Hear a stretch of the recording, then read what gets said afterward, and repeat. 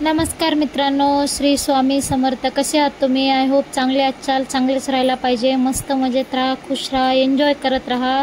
तर सकाळी उठून मी सगळे कामं आटपून आंघोळ वगैरे करून घेतली. आंघोळ केल्यानंतर म्हणलं क्रीम पावडर लगेच लावून घेऊया, नाही तर दिवसभर तोंड नाही का असं वेगळंच वाटते. तर मस्त क्रीम पावडर लावून घेऊन म्हणलं लगेच विंचरून घेऊया. वरी आपला लटकून द्यायचा, आपला खेकडा वरी लटकून दिला की काम खतम. त्याच्यामुळं म्हणलं एकदा विंचरून घ्यावा आणि वरी क्लचर लावून द्यावा. क्लचर लावून दिलं की मी म्हणलं देवपूजा करून घ्यावं, लगेच दुसरे कामं नंतर करूया.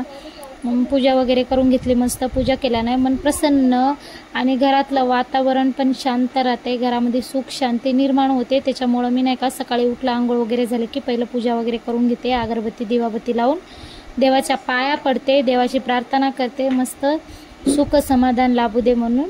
मग पाया वगैरे पडणं झाल्यावर मग मी दुसरे कामं, चहा पाणी नाश्ता वगैरे नंतर चालू करते. तर आपण मस्त पटपट पूजा करून घेऊया.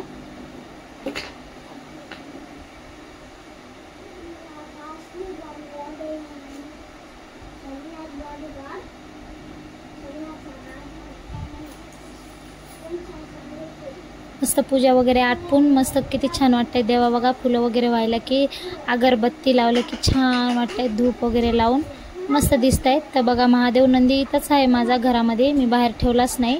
तर म्हणलं बाहेर जाऊन बघावं काय चालू आहे लेकरांचं. लेकरं पण आंघोळ वगैरे करून रेडी होते. तर बघितलं तर काय माझा लल्ला रुसला होता. त्याला नाही का दररोजचं काही ना काही नवीन नवीन खावं वाटते, त्याला बाहेर जावं वाटू लागलं. तर सकाळी सकाळी कुठं बाहेर जावं आणि दररोजचं बाहेर जायला परवडेल का?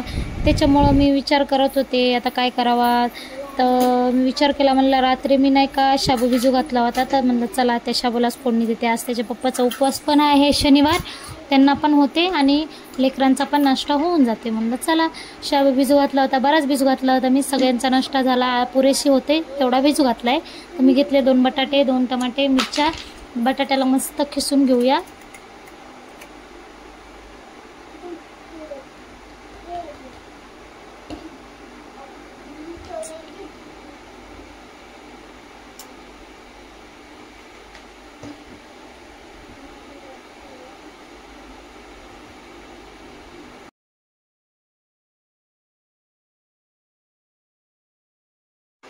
बटाटा खिसून झाला, मस्त चिरून त्याला मस्त एका पातेल्यामध्ये टाकून मस्त बटाट्याला एकदा पाण्यामध्ये, फ्रेश पाण्यामध्ये धुवून घेऊया. आपण सगळा बटाटा कापून झाल्यानंतर त्याच्यामध्ये पाणी टाकून घेऊ. पाणी टाकून साईडला ठेवून देऊ. टमाटे वगैरे चिरून घेऊ आपण बारीक.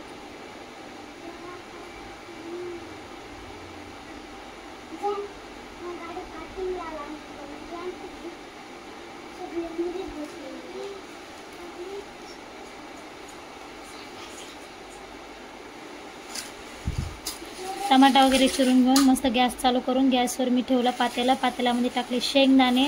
शेंगदाण्याला मस्त खरपूस भाजून घेऊ. मग साबुदाणा खिचडी कशी अशी टेस्ट लागते, टेस्टी खायला, यमी यमी. लेकरं म्हणतात ना यमी यमी, तशा मस्त शेंगदाणे खरपूस भाजून घेतलेत. मोबाईल ठेवायला जागा नाही ना, त्याच्यामुळं बरोबर दिसत नाही. तर पातेला डबल ठेवून त्याच्यामध्ये आपण 2-3 चमचे तेल टाकून घेऊ. तेल गरम होते तर मी मिक्सरला नाही का शेंगदाणे वाटून घेते. बारीक बी वाटायचं नाही, लई जाड बी वाटायचं नाही, मिडियममध्ये वाटून घ्यायचं. वाटून घेतल्यानंतर आपलं तेल गरम झालेलं दिसतं, त्याच्यामध्ये आपण टाकू जिरं. जिरं मस्त असं कडकड झालं की त्याच्यात टाकू आपण मिरची टाकल्यानंतर टाकू बटाटा शिजोस्तोवर त्याला जरासं चमच्यानं फिरून घेऊ. म्हणजे कसं बटाटा जरा हे होत नाही, करपत बी नाही, खाली लागत बी नाही, मस्त फ्रेश शिजते ते. बटाटा नरम जरासा वाटला, नरम व्हायला आहे गड्या आपल्याला. तर असं हलवत राहायचं त्याला.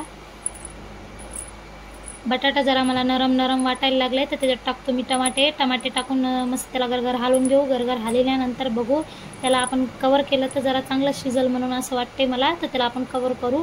कवर केल्यानंतर बघितलं जरा नरम वाटतंय तर टाकलं मी नमक. त्याच्यामध्ये टाकलं त्याच्यात चटणी. चटणी तुम्हाला टाकायचं नसेल तर चटणी टाकायचं तर टाका, नाही तर नाही टाकवा. पण मला आवडते म्हणून मी टाकले. चटणी टाकून घेऊ. मस्त साबुदाणा त्याच्यात शेंगदाण्याचं कूट टाकून देऊ. त्याला मस्त गरं मस्त फिरून घेऊ. त्याला मिसळू असं गरं फिरून घेऊ चमच्यानं. मस्त फिरून घेतला गरं सगळं मिक्स झालंय. त्याला आणखीन थोडं कवर करू.